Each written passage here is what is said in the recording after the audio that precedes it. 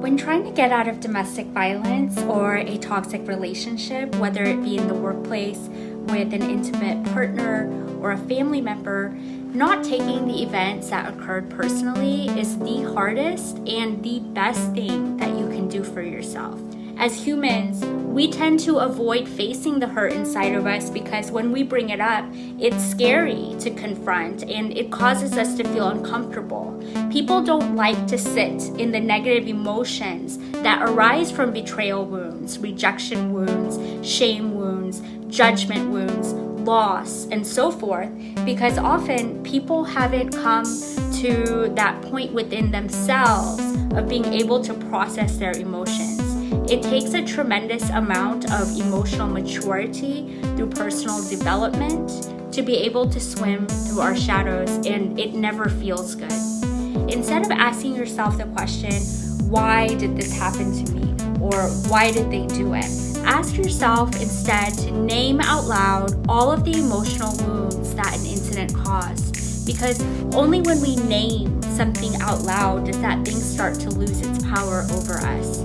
For example, if your partner cheated, then instead of taking it personally and reflecting it back on yourself, thinking, what's wrong with me that someone would cheat on me, journal instead about the emotional wounds of betrayal, insecurity, violation, inadequacy, distrust, loss, feeling overwhelmed, judgment, and rejection that your partner cheating brought up for you, and then try to extrapolate those feelings back to events that triggered the same emotions within you as a child.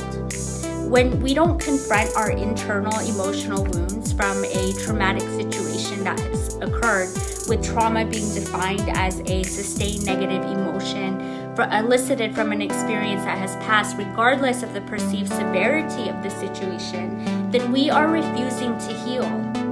The only place then for that negative energy to go is as excess baggage that we then carry around on the outside of us in the form of our demeanor and victim mentality, to the point that it starts to affect the people around us.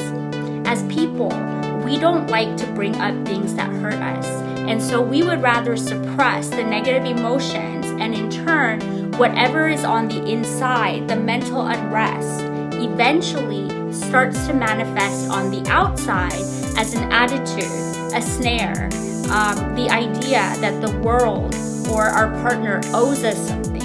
In the case of domestic violence, DV, we often find ourselves stepping into our divine masculine and wanting to take action, and we often attract drama to us that forces us to engage with our partner in a collaborative way, sometimes by engaging the court system, partly in effort to avoid confronting the negative emotions of the most recent incident.